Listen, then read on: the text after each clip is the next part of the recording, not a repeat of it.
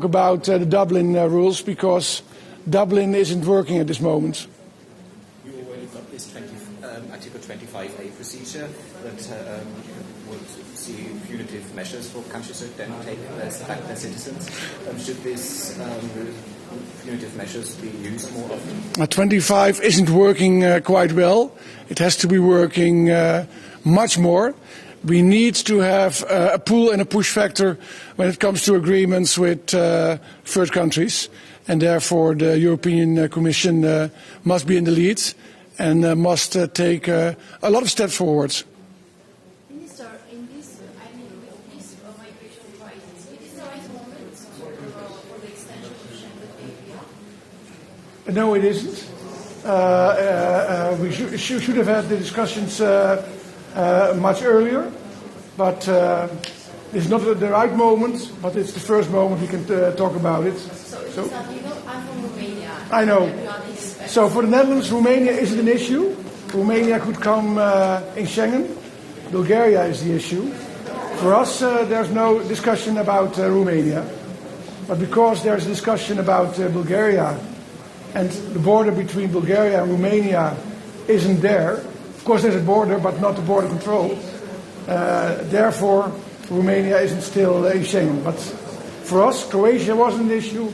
Romania isn't an issue. It's possible to split of the files in Romania. That was possible for us.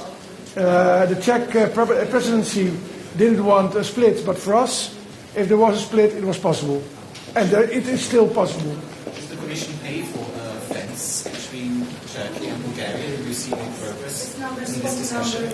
I know that is the question from Greece, for example, but also some other countries. And for me, that's a possibility. Yes. Thank you.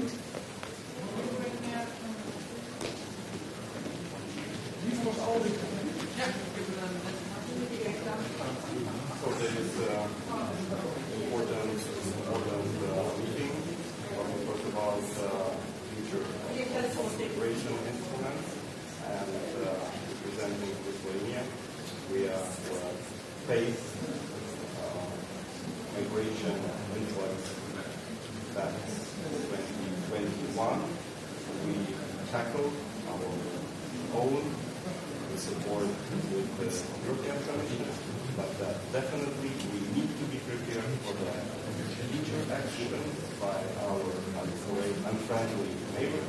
We are bordering Russian Federation. So far prepared for that future crisis.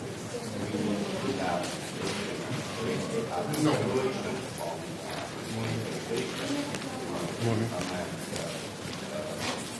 Schengen border code and other EU legal acts. So that's the hope from this reform. Some questions for Swedish Radio. So what we are thinking about and so we need that to retain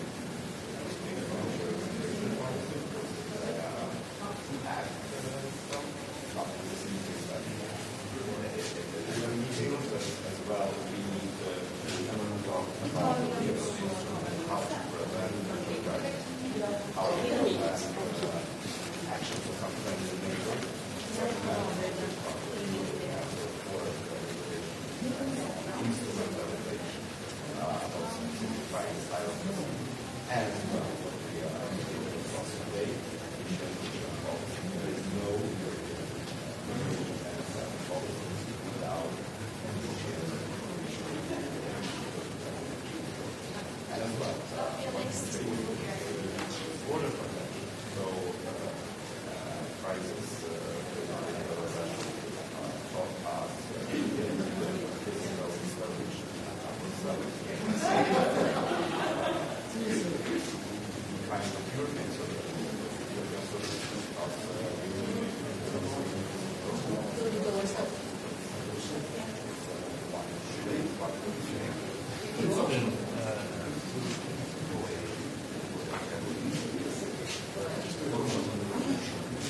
Number one, yeah. Yeah. Morning. Do you think that it needs more punitive measures against countries that then take back their citizens? You're talking about returns. Yeah, well, that's important issue, but I would not use the word punitive. That's a bit, I think, too far. But we certainly should use the full opportunity that is allow all the legal opportunities that we have.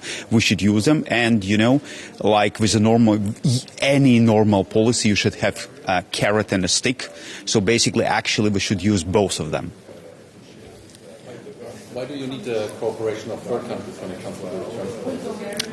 Well, because they are coming. The people who we want to return back, they are their citizens. So basically, without their support, we will not be able to successfully implement the policy. Practical terms, how does it look like? I mean, you said people, when they arrive in their country of origin, why can they not enter there? Why is there the cooperation? Well, you see, it's all well, you see, we call them third countries, yeah. But every country is an individual, and every case is different. And so actually we were not particularly successful with implementing that policy. So I think, first of all, we need to put more effort in working with the third countries. That's number one. And second, we need to address the cases individually in each country individually, because each country is unique, and we need to understand their uniqueness and actually work on and use those leverages which work in one country and might not work in the other country. Yeah? Okay, thank you.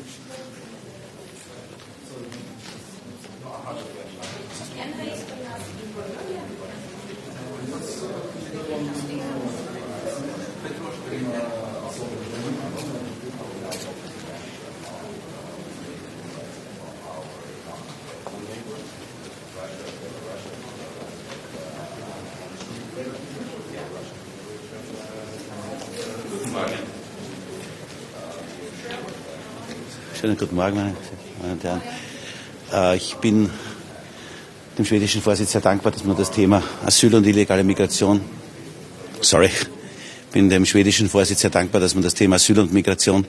in den Mittelpunkt heute stellt bei dieser informellen Tagung, bei diesem Arbeitsgespräch. Denn es ist notwendig, wenn man sich die Zahlen aus dem letzten Jahr ansieht und auch die aktuellen, dass wir weiter gemeinsam konsequent auf die Asylbremse steigen. Wir haben stark steigende Zahlen in Europa, insbesondere in Österreich. Da ist es sehr wichtig, dass wir das Thema Kampf gegen den Asylmissbrauch vorantreiben. Wir brauchen das Thema sichere Außengrenzen, robuster Außengrenzschutz in technischer Hinsicht, aber auch in rechtlicher Hinsicht brauchen wir neue Möglichkeiten. Und daher bin ich dankbar, dass wir dieses Thema heute in den Mittelpunkt der Beratungen stellen. Frau Johansson hat Ihnen gesagt, es gebe kein Geld für Grenzzäune von der EU an der EU-Außengrenze, weil man das Geld für andere Dinge benötigt. Können Sie dieser Argumentation etwas abgewinnen? Ich weiß, dass das Thema heftig diskutiert wird, und ich denke aber auch, dass es zuletzt auch Bewegung in der Sache gab, weil wir viele Länder haben an der Außengrenze, die Hilfe brauchen. Und wir wollen diese Länder auch unterstützen. Sie wissen, dass ich gemeinsam mit dem Bundeskanzler zuletzt in Bulgarien war und hier es notwendig ist, eben diese Außengrenze robuster zu machen, damit wir eben auch entsprechend die Möglichkeit haben, innerhalb des europäischen Raumes auch sicher reisen zu können und sicher bewegen zu können. Und ich denke, dass wir hier gemeinsam, dass viele Länder hier Interesse daran haben, dass wir diesen Außengrenzschutz robuster machen. Und hier braucht es eben auch Unterstützung der Kommission in unterschiedlicher Hinsicht, technischen Gerät, aber auch entsprechend, was die Zäune betrifft. Ich glaube, dass wir hier am Beginn einer Diskussion stehen, die intensiv geführt werden wird. Rechnen Sie damit, dass die Kommission früher oder später auch Geld für Zäune locker macht? Ich habe es gesagt, wir alle haben ein gemeinsames Interesse. Und das ist Kampf gegen den Asylmissbrauch und robuste Außengrenzen. Und das sollten wir alles gemeinsam dafür tun, dass wir hier besser werden. Sie haben Ihren bulgarischen Amtskollegen getroffen. Können Sie ein bisschen erzählen, wie dieses Treffen war und auch, ob Sie ihm vielleicht in Aussicht gestellt haben, unter welchen Bedingungen und wann Österreich einem Schengen-Beitritt zustimmen könnte? Also das war ein sehr ordentliches Treffen, wie sich das eben unter Kollegen gehört, unter Kolleginnen und Kollegen. Und wir haben viele gemeinsame Interessen. Das ist ein robuster Außengrenzschutz, technisch, aber auch rechtlich. Und ich denke, dass es hier viele Möglichkeiten gibt, wo wir hier Partner sind. Das war ja auch zuletzt das Treffen in Bulgarien, das wir hier angesprochen haben, dass wir hier gemeinsam Druck machen, damit wir einen besseren Außengrenzschutz bekommen. Rechtlich, aber auch technisch. Und das halte ich für enorm wichtig, dass wir das gemeinsam tun. Da sind die gemeinsamen Interessen größer als die Gegensätze. Sie sprechen heute auch über Rückführungen. Braucht es hier mehr Strafmaßnahmen gegen Länder, die ihre eigenen Staatsbürgerinnen und Staatsbürger nicht zurücknehmen wollen? Also da bin ich der Kommission sehr dankbar, der Kommissarin, dass sie dieses Thema ganz vorne auf die Tagesordnung auch selbst gestellt hat. Und ich halte das für wirklich wichtig, dass es ein Signal an die Schlepper ist, die letztendlich ein brutales Geschäft damit machen, dass Menschen, die illegal nach Europa, nach Österreich kommen, auch wieder in ihre Heimat zurückkehren müssen. Vielen Dank, ich war schon sehr lange hier. Dankeschön.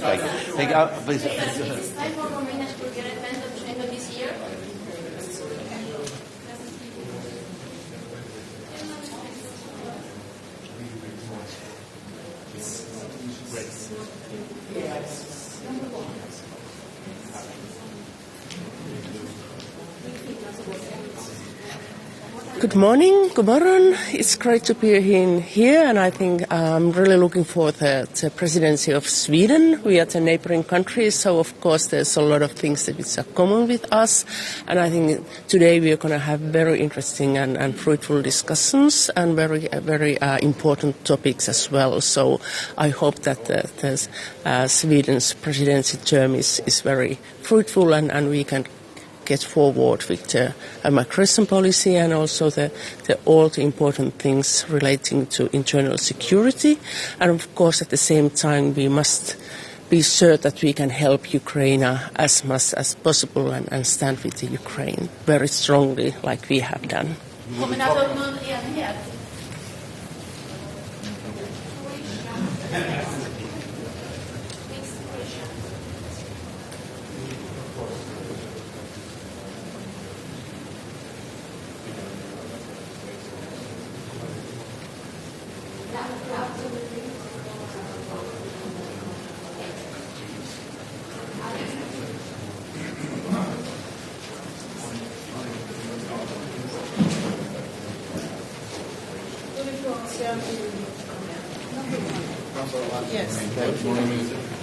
Good morning.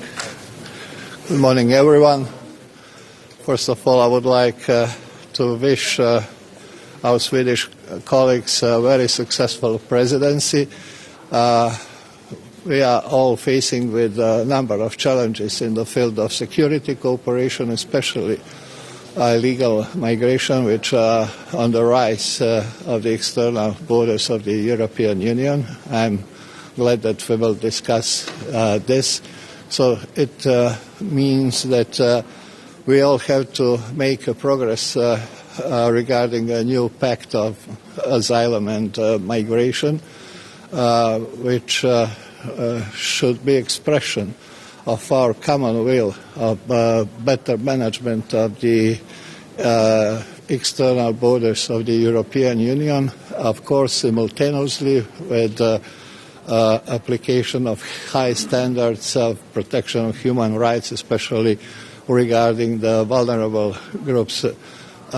So there is a lot of work in front of us, especially Swedish presidency, but all of us who are sitting at the table will have to give its full contribution. One way to deal with illegal migration is to increase the number of returns. How do you want to achieve that? Only as a common effort and common solution on the level of the European Union. There is no way how individual country could deal with such a complex issue. And how do you want to make sure that third countries are actually cooperating? We have to do, and it is not only something that ministers of the interior have to deal with, but all our foreign policy colleagues, European External Action Service, I think it should be one of their priority too. Should the EU pay for fences on the external borders? Do you think there's some changes in the perspective? You know that each country has its own view. Croatia entered the Schengen area on the 1st of January, and I'm happy to participate first time in a capacity of minister of the country which belongs to the Schengen. But we haven't decided, and we always said that we will not raise fences with our neighboring countries because of a traditional reason, because of huge Croatian community living on the other side of the border, especially with Bosnia and Herzegovina, so it was not an option for us. Thank you.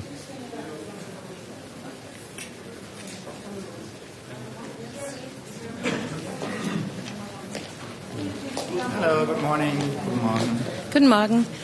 Ja, meine Damen und Herren, ich möchte mich zuerst äußern zu Schleswig-Holstein, der furchtbaren Tat. Meine Gedanken sind bei den Opfern und vor allen Dingen den Angehörigen der Opfern. Es ist wirklich furchtbar, was dort passiert ist, muss jetzt schnell aufgeklärt werden.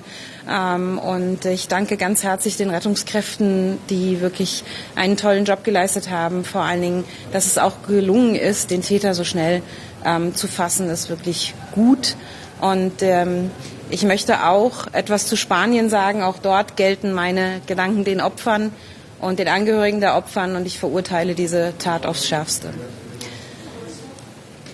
Wir werden uns heute auch um schwerste Kriminalität hier in der EU beschäftigen, insbesondere in der Bekämpfung der organisierten Kriminalität. Für mich persönlich ist es ein ganz wichtiges Anliegen. Ich habe das in Deutschland ganz oben auf die Agenda gesetzt, dass wir die organisierte Kriminalität stärker bekämpfen, dass wir insbesondere, was Geldströme und auch Bargeldobergrenze betreffen, dort sehr viel stärker werden. Ich bin froh und dankbar, dass die EU diese Bargeldobergrenze beschlossen hat. Jetzt muss es noch umgesetzt werden.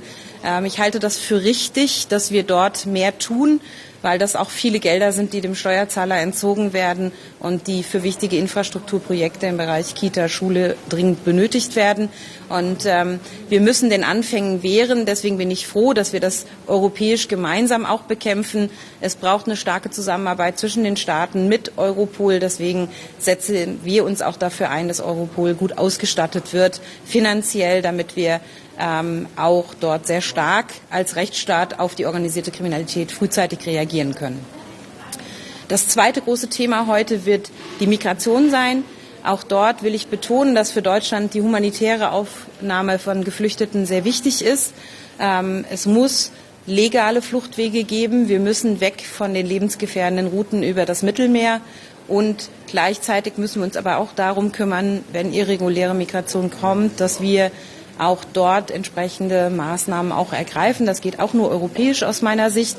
Deswegen begrüße ich den Vorschlag der Kommission gemeinsamer Migrationsabkommen, weil das gleichzeitig die reguläre Migration und auch einen Weg weg von gefährlichen Routen beinhaltet, aber auch gleichzeitig die Rückführung. Sie wissen, dass wir in Deutschland seit gestern beschlossen haben, einen eigenen Migrationsbeauftragten bei der Bundesregierung zu haben, Joachim Stamm. Darüber freue ich mich sehr. Er wird in meinem Haus angesiedelt sein und nächste Woche am 1. Februar seine Arbeit aufnehmen. Vielen Dank. Frau Minister, bitte.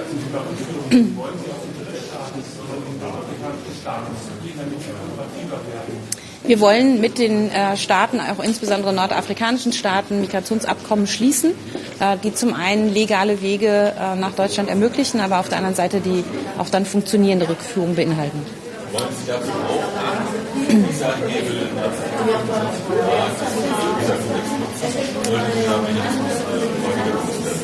Ich bin damit zurückhaltend. Ich glaube, dass der Weg über Migrationsabkommen der bessere ist. Noch eine Frage? Vielen Dank. Bis später. Dankeschön. Thank you. See you later.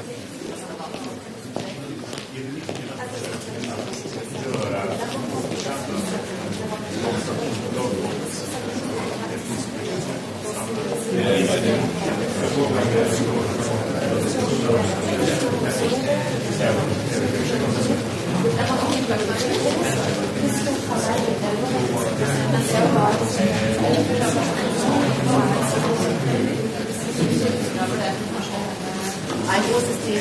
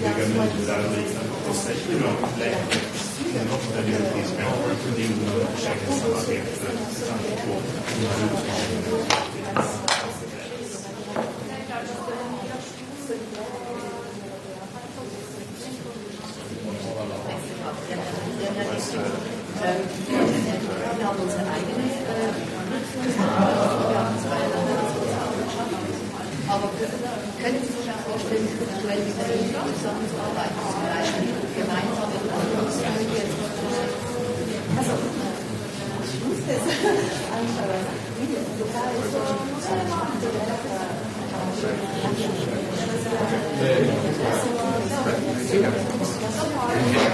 Okay, good morning. My name is Juan López Aguilar. I'm the chair of the Committee of Liberty, Justice and Home Affairs of the European Parliament. I only want to say that from the European Parliament point of view, there is not a minute to waste.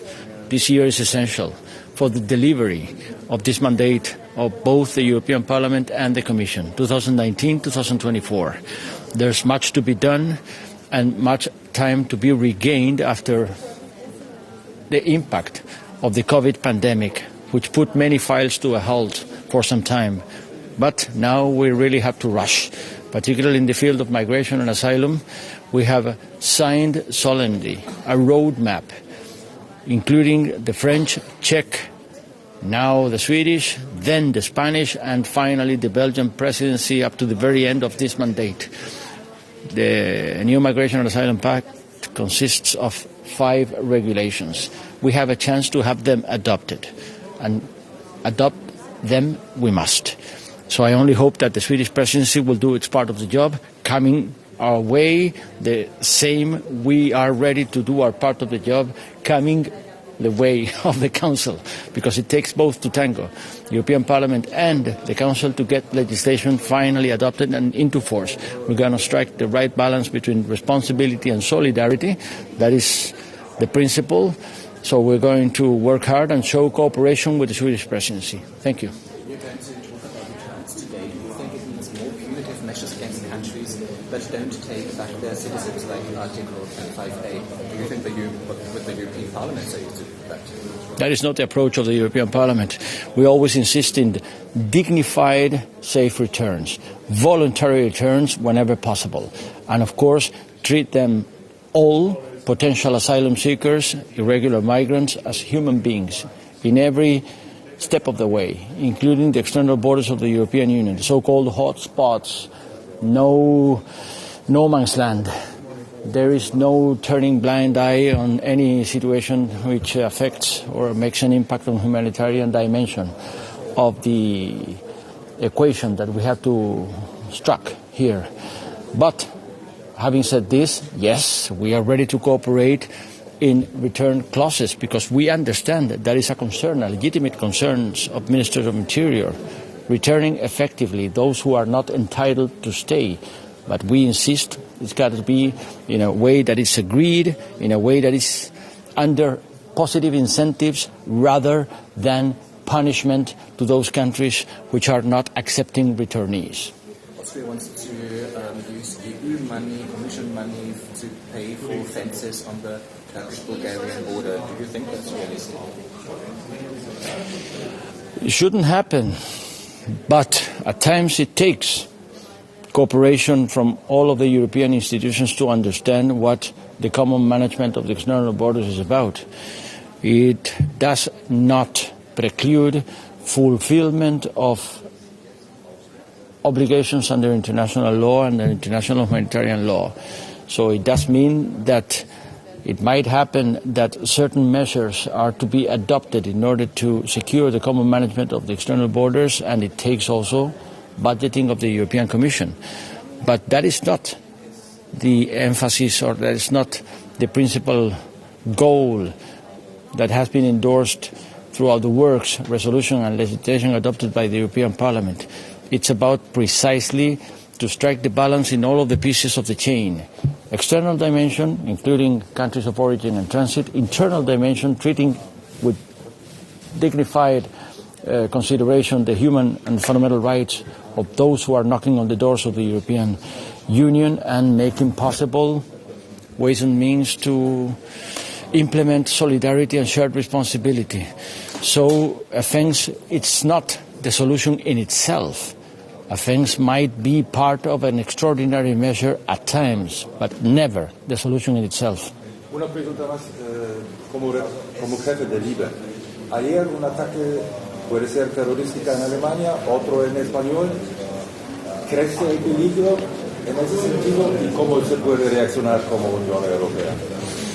Todos los Estados miembros de la Unión Europea han experimentado en los últimos años no solamente la amenaza, sino el zarpazo del terrorismo, el golpe del terrorismo. Hubo una época en que algunos Estados miembros estaban muy sensibilizados, entre ellos el mío, España, que combatió el terrorismo de ETA durante mucho tiempo.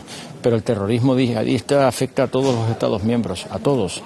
Y por supuesto todas las tramas tienen que ser investigadas, pero al mismo tiempo tenemos que marcar la diferencia entre lo que son tramas organizadas y lo que puedan ser hechos criminales que señalen responsabilidades individuales. Por tanto, prudencia.